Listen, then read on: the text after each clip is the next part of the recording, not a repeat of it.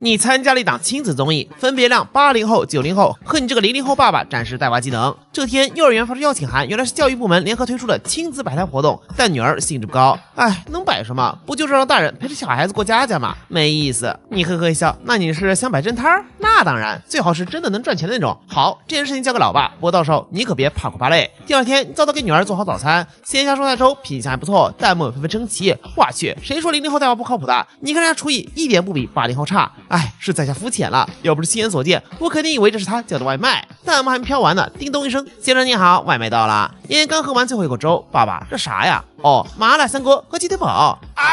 你还挺客气，递过去，来吧，妍妍一起吃。可是我已经吃饱了，摆摆手，嗨，吃饱了也不要紧，再塞一点，大不了像上次一样及时。肚子疼吐2天就行。听了这话，妍妍疯狂摇头，不吃了，即使好难受的。哦，这可是你自己说不吃的哦。妍妍看着真的好馋，老爸，你不是说小孩子要尽量少吃心里有腻的食物吗？你点点头，没毛病，但我不是小孩子呀。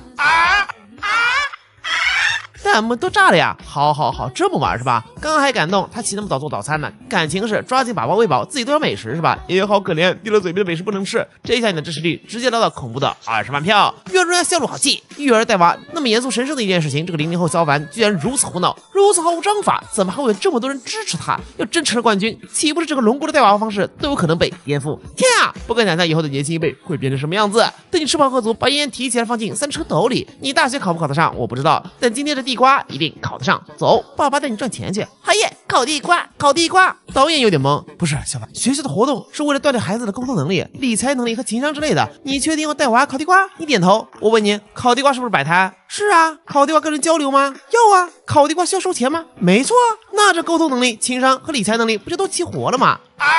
另一边，80后爸爸秦元浩又第一个将娃送到学校。摆摊之前，他叮嘱萌萌，但是说话一定要有礼貌，知道吗？等活动结束，要把收到的钱都再还给小朋友们，这样的话，你就可以交到更多好朋友了。接下来是选摊位环节，萌萌手一指，爸爸，那个位置有树荫，中午的时候会热的，我们去树荫下吧。秦元浩却摇头，萌萌，爸爸不是教过你孔融让梨的故事吗？我们到了中午会热，那其他小朋友就不会热了吗？萌萌不情愿点点头。一旁的老师竖起大拇指，萌萌爸爸，你刚刚的话我都听见了，教育孩子要谦让没错，不过树荫的位置有那么多，你们又是第一个来的，占一个无所谓的。萌萌双眼一亮，秦元浩就摆手，不，既然让孩子知道这个道理，那肯定是做了才有意义的，不然光明白道理不去做，那明白这些道理又有什么用呢？演播大厅，笑容呵呵一笑，秦元浩这是无时无刻都在关注孩子的教育啊，饮食、学习、谈吐、性格，从个人能力的素质完全没有死角。这种有细节、有大格局的带娃方式才是值得我们推广、关注和学习的。另一头，3号直播间内，你带娃来到学校，老师带着一个男孩来了，何文祥过来给妍妍道歉吧。小胖子撅起腿不情不愿，一只脚踹到他屁股上，臭小子，让你道歉没听到吗？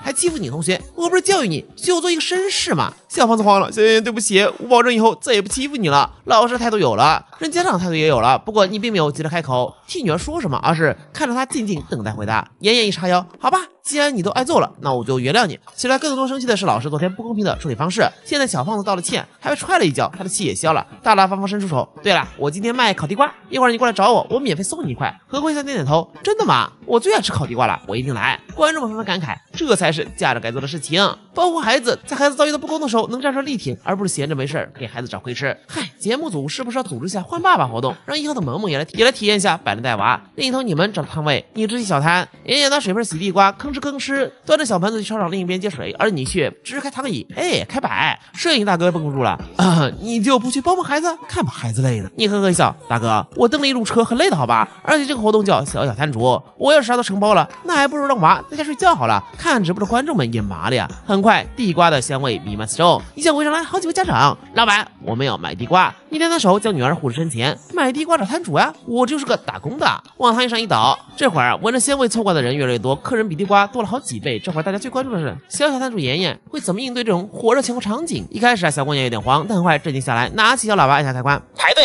啥时候排队啥时候卖，我反正不急。这下他觉得惊了，一个小孩子在面对那么多人的时候，难道不该稍稍表现出一些无措甚至是胆怯吗？弹幕纷纷发言，哇塞，我儿子的邻居都快害怕的不敢说话，妍妍真大方。楼上的问题问得好，请问问家孩子爹会和你家娃比谁哭的嗓门大吗？对，就是因为哭解决不了问题，所以妍妍在遇到问题的时候会想办法解决。育儿人家火焰呵呵一笑，我想一定会有杠精跳出来说什么有些孩子天生就是社牛，但我想说的是，家长永远是孩子的第一任老师。直播开始到现在，我就没见他跟孩子讲过什么大道理。他尊重孩子的想法、意愿，愿意聆听孩子的声音。与其说是摆烂带娃，不如说是在用实际行动潜移默化的影响孩子。很快，地地瓜卖完，但人非在媒介上反而越来越多。与此同时，一辆电视台采访车来到附近，这是来采访活动的。记者将话筒伸到面前，这个家长你好，我就看你这里最热闹，请问你对这次活动有什么看法呢？你呵呵一笑，说出3个大字：瞎折腾。记者瞪大双眼，演播室内笑路再也忍不了了。小摊主这种活动是学校和经过多年研究再结合国情设计的一种活动，对娃的情商、智商等方面都有很大提升。他居然说是瞎折腾，这不但是在否认那些专注育儿事业工作者们的努力，更是在否认校方和家长以及所有小朋友的努力。直播间内你也要收指，首先针对家长，今天是周3，不少家长都是请假来的，有些单位随便扣一点学习奖啥的，这一天损失4位数也不是没可能。此话一出，不少家长点头附和，再竖起一根手指。其次，这都孩子，不是所有小朋友都喜欢这个活动吧？不喜欢的情况下强制参加，那你跟我说他能锻炼什么、提升什么吗？是为了方便某些领导检查，为了方便媒体报道，还是为了做给大家看呢？有些家长纷纷点头，对啊，蜗牛说他压根不想参加这种活动，昨天晚上就开始更气了。嗨，我家儿子说这活动就是逗小孩子玩的，他今天一句话没说，尽我跟客人交流了。记者连连点头，那也就是说今天这个活动在你眼里就没一点好处嘛？你呵呵一笑，好处当然有，今天我姑娘可没少挣啊。